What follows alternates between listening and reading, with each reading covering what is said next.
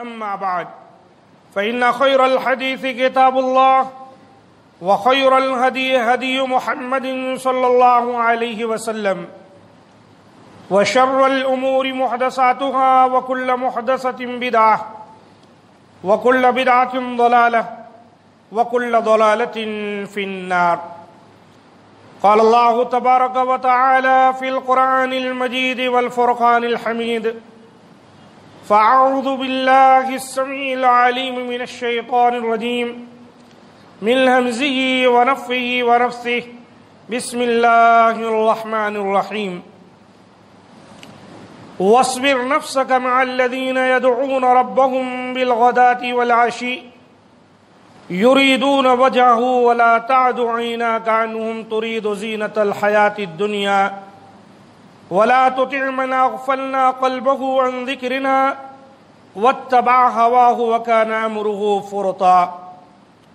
رب اشرح لي صدري ويسر لي أمري واحلل عقدة من لساني يفقهوا قولي.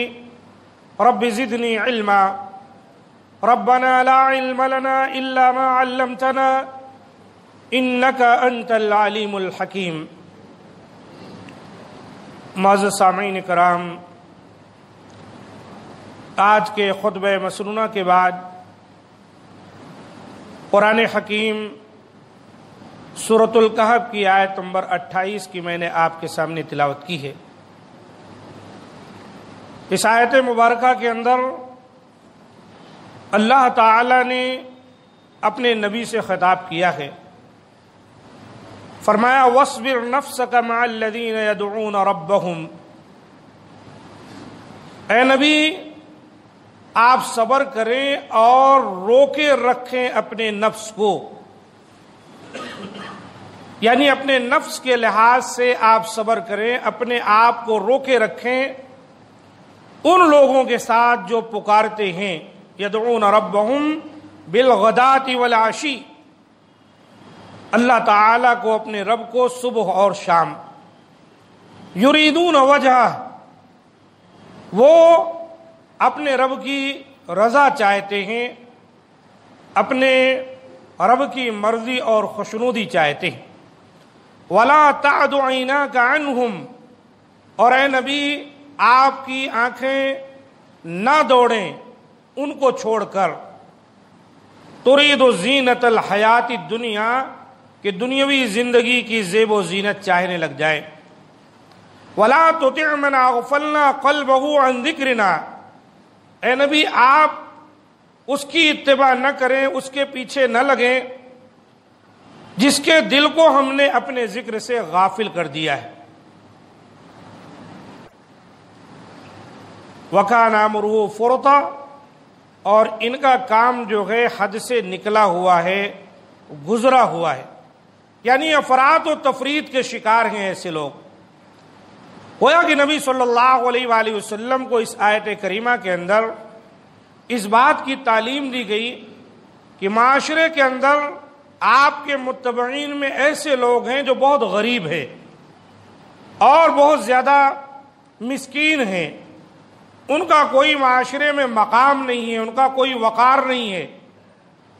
ایسے میں ایسا نہ ہو کہ جن کو ہم نے دنیا کی چیزیں دی ہیں، مال و دولت میں فراوانی ہے، طاقت اور قوت ہے، آپ ان کی طرف مائل ہو جائیں، بلکہ اے نبی اپنے آپ کو آپ روکے رکھیں مع الذین یدعون ربهم بالغداۃ والعشی یریدون وجہہ، جو صبح و شام اپنے رب کو یاد کرتے ہیں، اپنے رب سے دعا کرتے ہیں اور اللہ تعالیٰ کی وہ خوشنودی چاہتے ہیں۔ تو معاشرے کے اندر ہم بھی دیکھیں گے یہی دو طرح کے لوگ پائے جائیں گے۔ ایک تو وہ ہیں جن کو اللہ تعالیٰ نے وافر مقدار میں مال عطا کیا ہے، دولت کی فراوانی ہے، اپنی طاقت اور اپنی قوت کے نشے میں الگ چور ہیں، اور بھی جو دنیا برتنے کے لیے اللہ تعالیٰ نے چیزیں انہیں دی ہیں ان پر وہ کچھ اس طرح سے لگے ہوئے ہیں کہ انہیں آخرت کا کوئی خیال نہیں، اللہ کا ذکر، اللہ کی یاد سے بالکل وہ لوگ غافل ہیں۔ اور دوسرے وہ لوگ ہیں جو غریب ہیں، کمزور ہیں۔ ہم کو اور آپ کو دیکھنا اس چیز کو ہے، چاہے وہ مالدار ہو کہ غریب ہو، نادار ہو، شریعت مطہرہ کا کون پیروکار ہے؟ وہی وہ ہے جس کو ہم کو چاہنا چاہیے اور جس سے ہمیں محبت کرنی چاہیے، اور ایسے لوگوں کا بہت بڑا مقام ہے۔ عام طور پر ہم غریب و مسکین کو اکثر آپ دیکھیں گے ایسے لوگ دیندار بھی ہوتے ہیں، اللہ کو یاد کرنے والے ہوتے ہیں، اور ان کا مقام کچھ بھی نہیں ہوتا دنیا کے اندر۔ اگر وہ کسی سے کچھ کہہ دیں، کسی کی سفارش بھی کر دیں، تو کوئی ان کی بات کو اہمیت دینے والا نہیں۔ دوسری طرف اگر ایک کال، ایک فون کر دے کوئی، تو اس کا پورا کام ہو جائے۔ تو اللہ تعالیٰ نے ایسے لوگوں کا بہت بڑا مقام رکھا ہے۔ حدیث میں آتا ہے، متفق علیہ روایت ہے، کہ آپ صلی اللہ علیہ وسلم نے فرمایا الا اخبرکم باہل الجنہ، کیا میں تمہیں جنتیوں کے بارے میں نہ بتاؤں؟ جنتی کون ہیں؟ جو جنت میں جائیں گے، اس کی خبر نہ دوں؟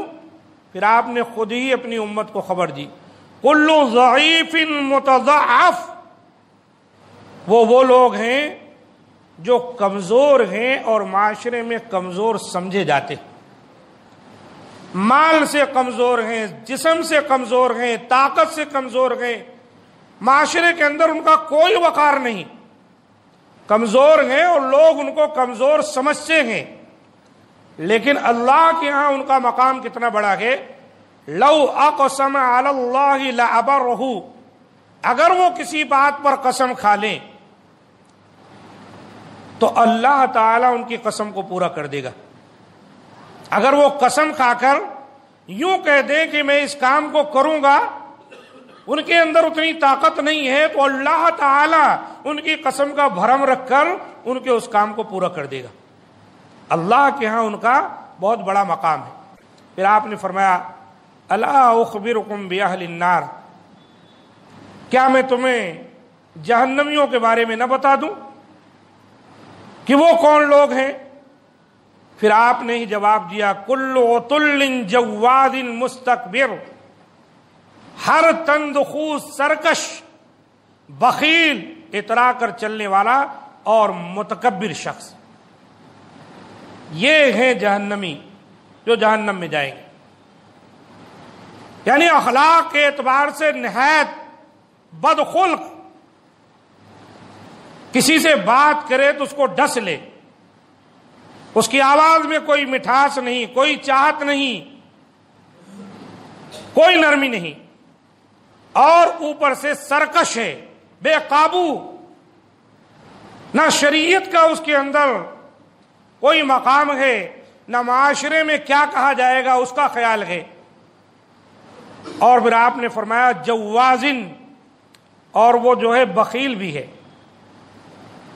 اور متکبر ہے، اترا کر چلنے والا، مستکبر، ایسے لوگ ہیں جو جہنم میں جائیں۔ اللہ تعالی ہم تمام کو ایسے لوگوں سے محفوظ رکھے۔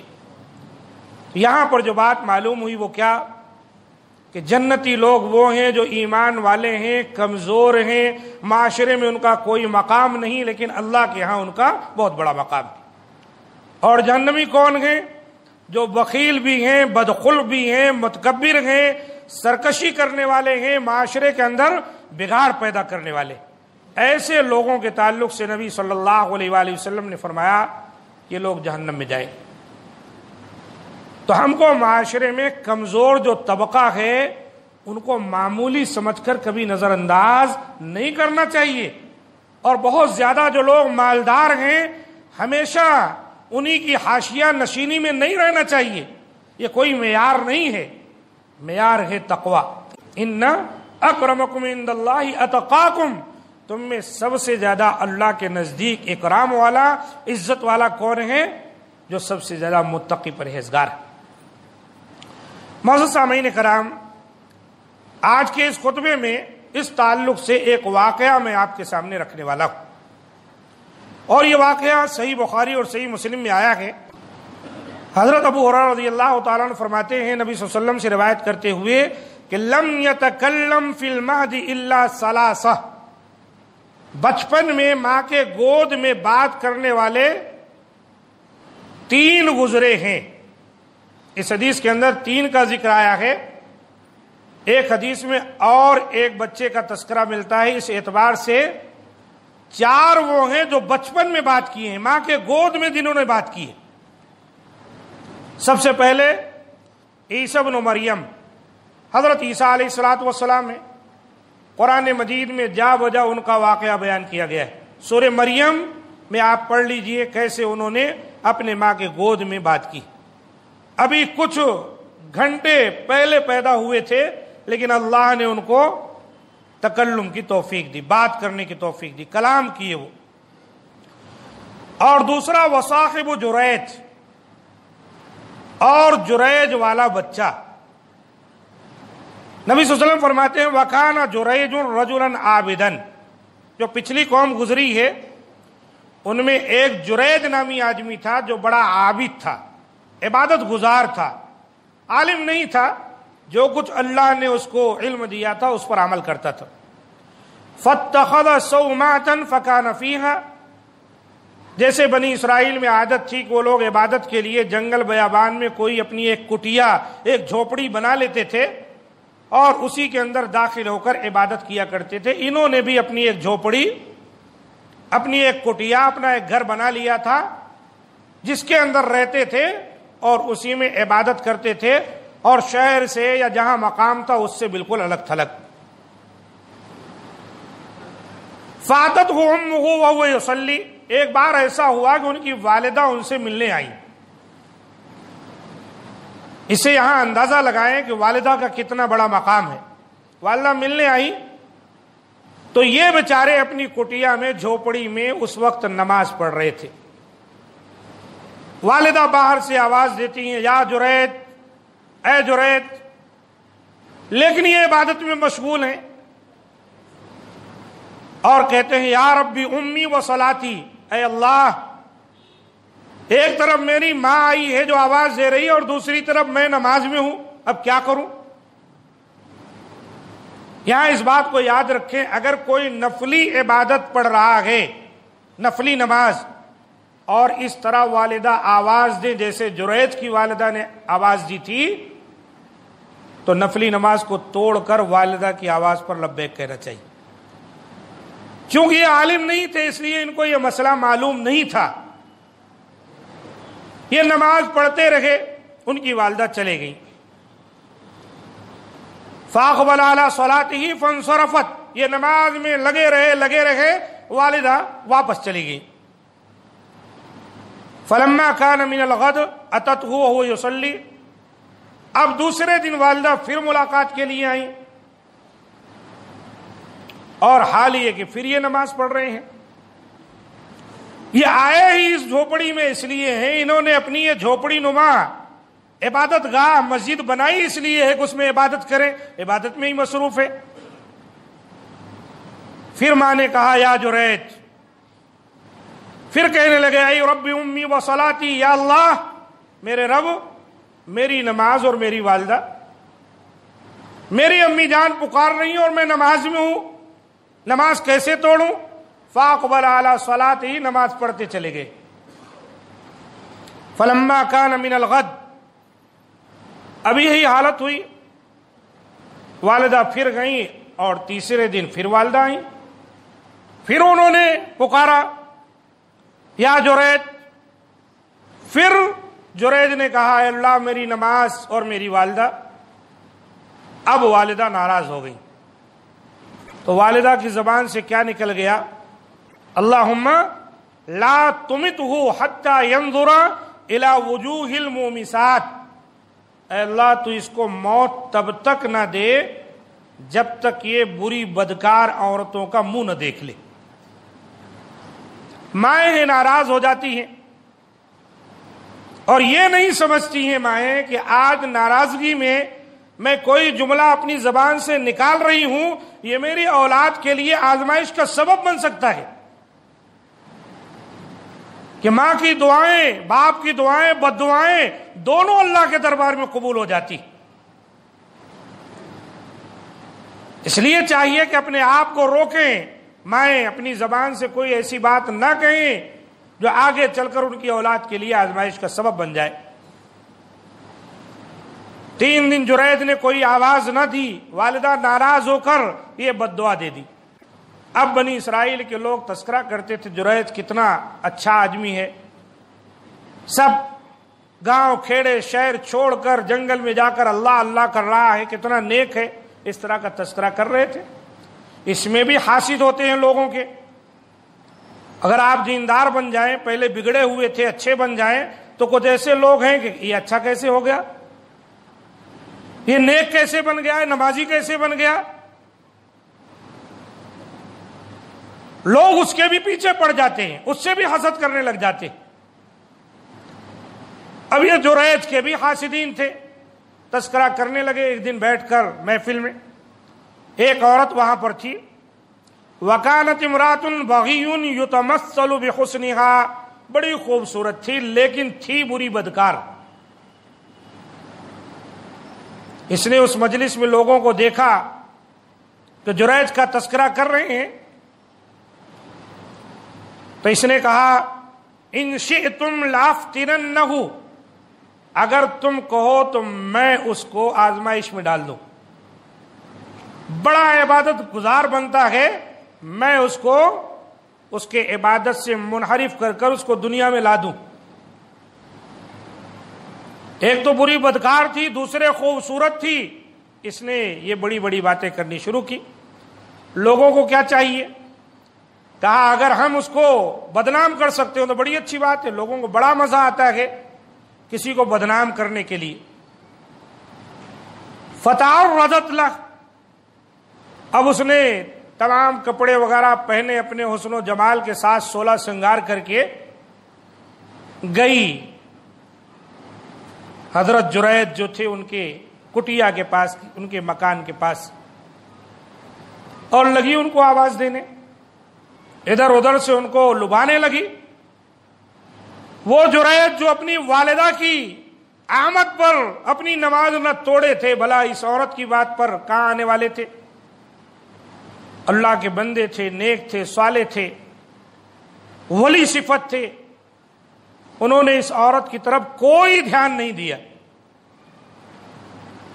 اور یہی چیز عورت کے لیے بہت بڑی مار ہوتی ہے کہ وہ اپنے آپ کو بہت بڑی سمجھ رہی ہے، بڑی خوبصورت سمجھ رہی ہے، سمجھتی ہے کہ سارے لوگ ہم پر فدا ہو جائیں گے میری ایک نظر دیکھ کر، اور جب کوئی اس کی طرف التفات ہی نہ کرے، آواز کا جواب ہی نہ دے، تو وہ اپنے آپ میں گویا کہ ذلیل ہو جاتی ہے، وہ اپنی رسوائی سمجھتی ہے کہ مجھ پر کوئی توجہ نہیں دی گئی، لوگ تو مجھ پر مرتے ہیں اور یہ میری طرف کوئی التفات ہی نہیں کیا۔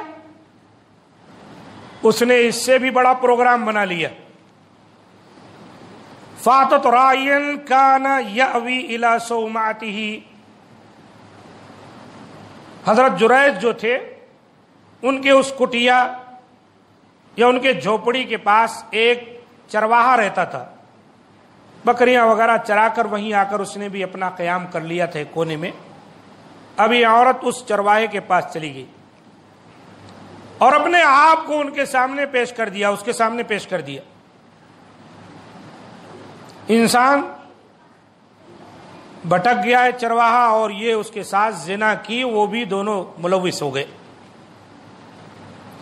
فَأَمْكَنَتْهُ مِن نَفْسِهَا فَوَقَعَ عَلَيْهَا فَحَمَلَتْ، اور اس ملاقات سے، اس بدکاری سے جو چرواہے کے ساتھ اس نے کی ہے، حاملہ ہو گئی۔ فَلَمَّا وَلَدَتْ قَالَتْ هُوَ مِن جُرَيْج، وہاں نہیں کچھ کر سکی تھی، اس طرح سے کھیل کھیلی، حاملہ ہو گئی۔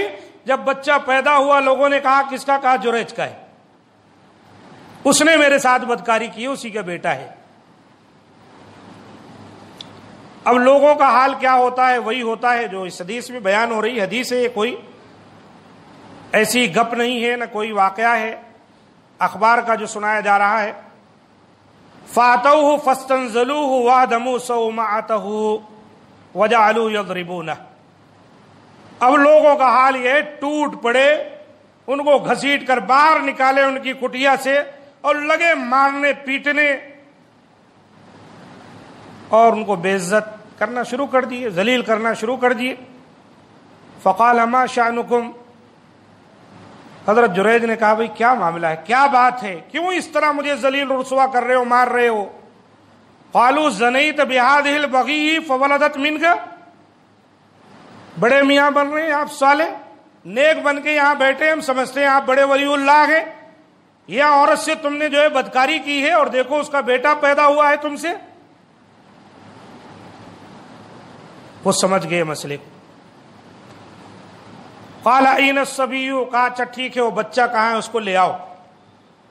فجاؤ بھی فقال دعونی حتی اصلی، لے کر آئے بچے کو ان کے سامنے، انہوں نے کہا مجھے چھوڑو میں نماز پڑھتا ہوں۔ عبادت کیے، نماز پڑھے، فصلی فلما انصرف اتى الصبی، جب نماز پڑھ لیے تو اس بچے کے پاس آئے، فطعن فی بطنہ، اس کے پیٹ میں انہوں نے اپنی انگلی سے کچوکا دیا۔ وقال یا غلام من ابوک، جریج نے کہا اے چھوٹے بچے بتا تیرا باپ کون ہے؟ قال فلان الراعی، اس چھوٹے سے بچے نے کہا فلاں جو رائی چرواہ ہے وہ ہے میرا باپ۔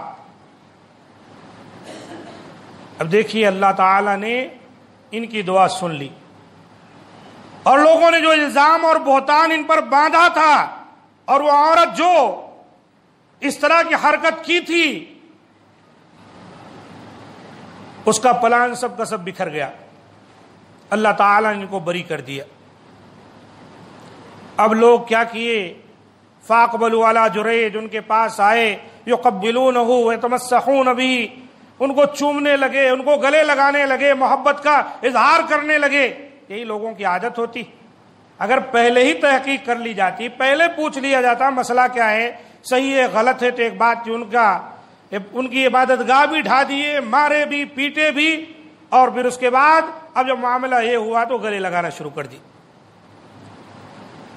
اور کہنے لگے نبنی لک صومعتک من ذہب۔ جذبات میں کیا کہہ رہے ہیں، آپ کا جو عبادت خانہ تھا وہ مٹی کا تھا، ہم سونے کا عبادت خانہ آپ کو بنا دیں گے، کچھ بھی کر دو، جو ان کے ساتھ ہوا اس کو تو لوٹایا نہیں جا سکتا۔ قال لا اعیدوها من طین کما کانت ففعلوا، انہوں نے کہا کچھ ضرورت نہیں ہے، جیسے مٹی کا میری عبادت گاہ مٹی کی تھی جیسے ویسے ہی بنا دو، بس لوگوں نے ویسے بنا دی۔ دیکھیے میرے دوستو یہ ایک واقعہ ہے، اس کو واقعہ سمجھ کر بھی ہم ٹال دے سکتے ہیں، لیکن اس واقعے کے اندر بہت ساری ایسی باتیں ہیں جن میں ہمارے لیے عبرت ہے۔ نمبر ایک انسان کو چاہیے وہ شریعت کا علم حاصل کرے، وہ یہ جانے کیا فرض ہے، کیا سنت ہے، کیا کرنا ثواب ہے اور کیا کرنا گناہ ہے، اور کیا کریں گے تو اجر ملے گا، نہیں کریں گے تو گناہ ہوگا۔ فرق کرے نفل میں اور فرض میں۔ اب دیکھیں جریج بڑے نیک آدمی تھے، لیکن اس کے باوجود ان کے پاس شریعت کا علم نہیں تھا، ورنہ وہ والدہ کے پکارنے پر اپنی عبادت چھوڑ کر بولی امی جان۔ تو فرائض کی جو اہمیت ہے نوافل کی نہیں ہے، فرائض کو نہیں توڑا جا سکتا الا یہ کہ کسی اپنے جان کے لیے، کسی کی جان کے لیے خطرہ ہو، لیکن نوافل میں اگر آپ کہیں ڈیوٹی کر رہے ہیں اور نوافل ادا کرنے لگ گئے تو ڈیوٹی فرض ہے، آپ نوافل میں مت لگیے، اس کی وجہ سے اگر آپ کی ڈیوٹی میں کوئی کمی ہوگی تو اللہ کے ہاں پکڑے جائیں گے۔ فرض کے لیے اجازت ہے۔ آج ہم دیکھتے ہیں ایسے معمولی باتوں کی وجہ سے ہمارے رشتے ٹوٹ جاتے ہیں، بگاڑ پیدا ہو جاتی ہے۔ آپ کہیں کام کرتے ہیں، چلے آتے ہیں مسجد میں، آدھا گھنٹے تک مزے میں بیٹھتے ہیں، آج جمعہ کا دن ہے، اجازت ملی ہوگی نماز پڑھنے کے لیے، جو بھی ہے آدھا گھنٹہ، اب اسی نام پر آپ آئیے، یہاں آرام کیجئے، جائیے چائے پیجئے، بریانی کھائیے، گھر سے بھی تھوڑا لوٹ آئیے، اور پھر مزے میں 1 گھنٹے کے بعد جا کر کمپنی میں آپ حاضر ہو۔ غلط بات ہے۔ جو فرض ہے اس کے لیے اجازت ہے، نوافل ترک کر دیجئے، آپ وہ فرض کی ڈیوٹی نبھائیے۔ شریعت کا علم حاصل کرنا بہت ضروری ہے، کیا چیز ضروری ہے، کیا غیر ضروری ہے، اس کو سمجھنا انتہائی ضروری ہے۔ اور پھر یہ کہ مائیں ہماری عورتیں جو ماں ہیں وہ اپنی اولاد کے لیے بد دعا کرنے میں جلدی نہ کریں، دعا کرنی چاہیے، بد دعا نہیں کرنی چاہیے۔ مکہ کے امام تھے، الحمدللہ ابھی بھی بہت بڑے انچارج ہیں حرمین شریفین کے۔ انہوں نے اپنا واقعہ بیان کیا کہ ایک مرتبہ کچھ مہمان آئے تھے ہمارے گھر، اور میری والدہ سالن پکا رہی تھی، اور جیسے عام طور پر بچے شرارتی ہوتے ہیں، ایسے میں شرارت کرتے کرتے کیا کیا، لے جا کر والدہ کی ہنڈیا میں مٹی ڈال دیا، جو بھی وہاں کی ریت وغیرہ تھی، سالن پورا خراب ہو گیا۔ میری والدہ بہت ناراض ہوئی، اور ناراضگی میں بد دعا کرنے کے بجائے بولی، جا اللہ تعالیٰ تجھے کعبہ کا امام بنا دے۔ دیکھیے میری والدہ اس غصے میں میرے حق میں دعا کی، اور میں اس دعا کی برکت سے امام کعبہ ہوں۔ تو ماؤں کو چاہیے اپنے غصے کو کنٹرول کریں، بد دعا نہ کریں، ورنہ ان کی اولاد آزمائش کا شکار ہے۔ دیکھو جریج کی والدہ نے بد دعا کر دی، اور جریج کے لیے کتنی بڑی مشکل آ گئی۔ اور پھر یہ بات بھی ذہن نشین کرنی چاہیے کہ کبھی بھی والدہ کے معاملے کو ہم کو معمولی نہیں سمجھنا چاہیے۔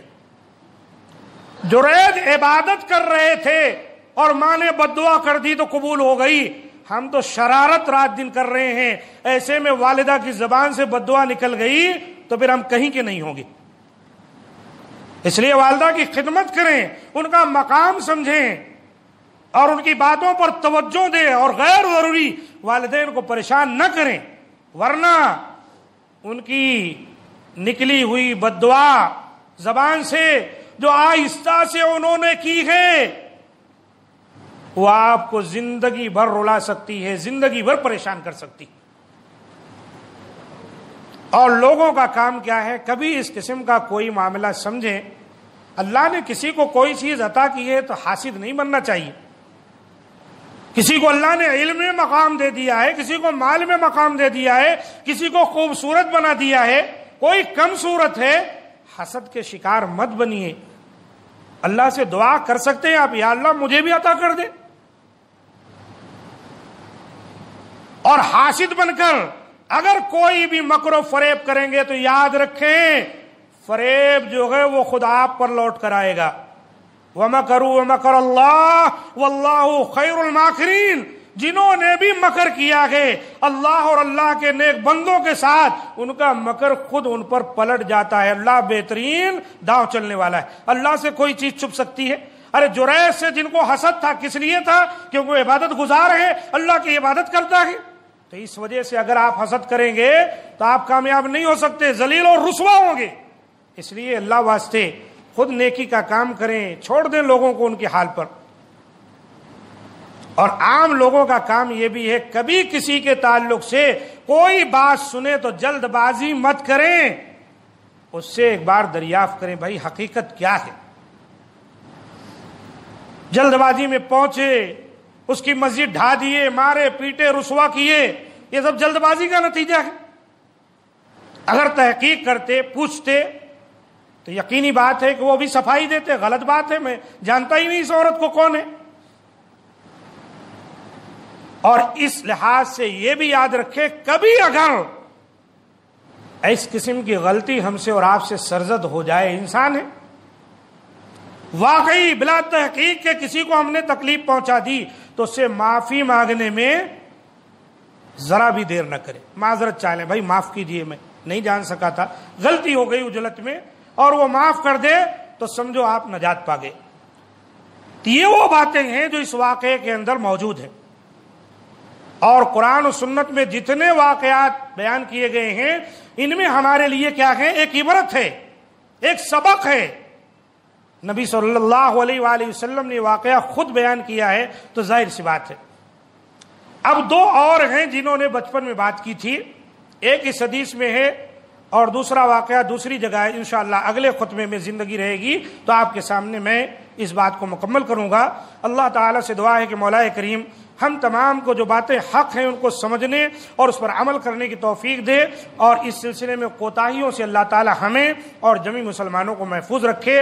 اللہ تعالیٰ جہاں کہیں مسلمان موجود ہیں اللہ تعالیٰ ان کی عزت و آبرو، مال و خون کی حفاظت فرمائے، اللہ تعالیٰ ان کی مدد فرمائے۔